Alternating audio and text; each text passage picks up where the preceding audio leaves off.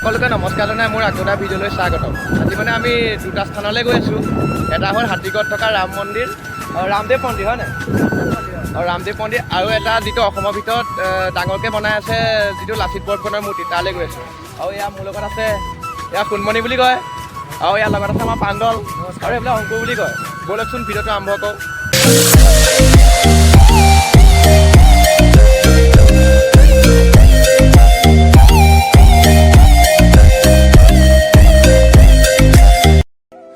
বৰ্তমান এতিয়া আমি আহি লাডুগড় চাৰিআলি নোপোৱাৰ আগত আৰু এটা তিনিআলি পায়। সেই তিনিআলিটোৱে সোমাই লাচিত মৈদামলৈ যাব লাগিব। এইখন দেখিছে গেটখন, এইখন এতিয়া আমি এটা লাচিত মৈদামলৈ যাব লাগিব। ব'লকচোন যাওঁ।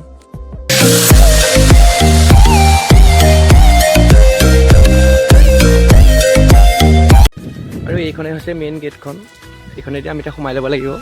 ব'লা যাওঁ। হা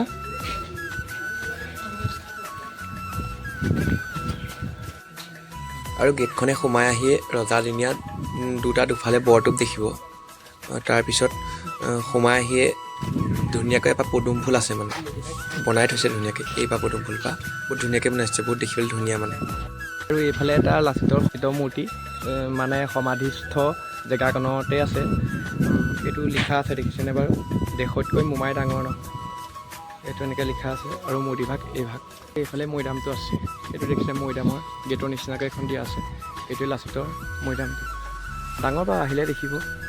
আৰু ইয়াৰ পৰাই জিলিকি থাকে সৰুটো ডাঙৰ লাচিতৰ মূৰ্তিটো। এনেকৈ আমি এতিয়া লাচিতৰ মূৰ্তিটো ফালে মৈদামটোৰ কাষেদিয়ে যাব লাগিব। ব'লকচোন লাচিতৰ মূৰ্তিভাগ চাই আহোঁ। আৰু এইকেইটা হ'ল মোৰ লগৰ কেইটা, লগৰ মানে গোটেইকেইটা ঘৰৰে মানে। এওঁলোকক উলিয়াই দিছোঁ, নোলিয়ালে মোক গালি পাৰিবতো।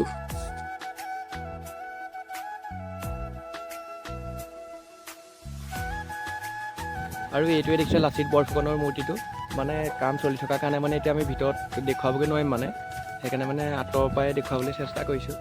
এইটোৱে হৈছে বনাই আছে বাৰু, এইফালে দেখিছে কাম চলাই থকা হৈছে, কমপ্লিট হোৱা নাই এতিয়ালৈকে। সেইকাৰণে মানে আমাক এতিয়া মানে তালৈ যাবলৈ আকৌ যেতিয়া কমপ্লিট হ'ব তেতিয়া আকৌ ভিডিঅ' দিবলৈ চেষ্টা কৰিম। আৰু এইখন এখন হ'ল লাচিত মৈদামৰ ড্ৰয়িং, মানে ভৱিষ্যতে কেনেকুৱা হ'ব মৈদামটো, মানে তাৰ ওপৰত এখন ভিত্তি কৰি ড্ৰয়িং বনাই থোৱা আছে মানে। আৰু এইটো হ'ল লাচিত ভৱন, মানে ঘৰ এটা আছে মানে ধুনীয়াকৈ। লাচিত মৈদামৰ পৰা বৰ্তমান আমি এতিয়া বাবা ৰামদেৱ মন্দিৰলৈ গৈ আছোঁ। যোৰহাট নগৰৰ পৰা প্ৰায় 9 কিলোমিটাৰমান হ'ব। ৩০ নং ৰাষ্ট্ৰীয় ঘাইপথৰ পৰা প্ৰায় 1.5 কিলোমিটাৰমান যদি সোমাই আহে ৰামদেৱ মন্দিৰটো পায়। কিন্তু আজি আমি ভিতৰলৈ সোমাব নোৱাৰিম, ভিতৰলৈ মানে মেইন মন্দিৰটোলৈ সোমাব নোৱাৰিম, কিন্তু বাহিৰৰ পৰাই কিছুমান দৃশ্যাংশ দেখুৱাবলৈ চেষ্টা কৰিম। ব'লকচোন ভিতৰলৈ যাওঁ বাৰু। এখন সৰু গেট দিয়া আছে, এনেকৈ সোমাই আহিব লাগিব। ইয়াতে জোতা চেণ্ডেল খুলি থৈ যাব লাগিব, দেখিছে। আৰু এইফালে এনেকৈ মেইন মন্দিৰ ভাগ, ভিতৰলৈ সোমাব পৰা নাযাব, বন্ধ আছে কাৰণে। এইভাগেই হ'ল মেইন মন্দিৰ ভাগ। গেটখনেদি সোমাই সোঁ চাইডে যদি আহে, এভাগ অনন্ত সজ্জাৰ মূৰ্তি ধুনীয়াকৈ সজাই থোৱা হৈছে। এইভাগ দেখিছে কিমান ধুনীয়াকৈ সজাই থোৱা হৈছে, কিবা এটা দেখিয়ে ভাল লাগে মানে। আৰু যিসকল ইয়ালৈ অহা নাই, আহি এবাৰ চাই যাবহি, বহুত ধুনীয়া এটা ঠাই মানে।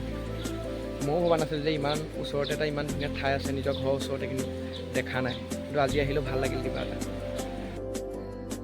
আজিলৈ ভিডিঅ'টো ইমানেই, আকৌ নেক্সট ভিডিঅ'ত লগ পাম। সকলোকে ধন্যবাদ।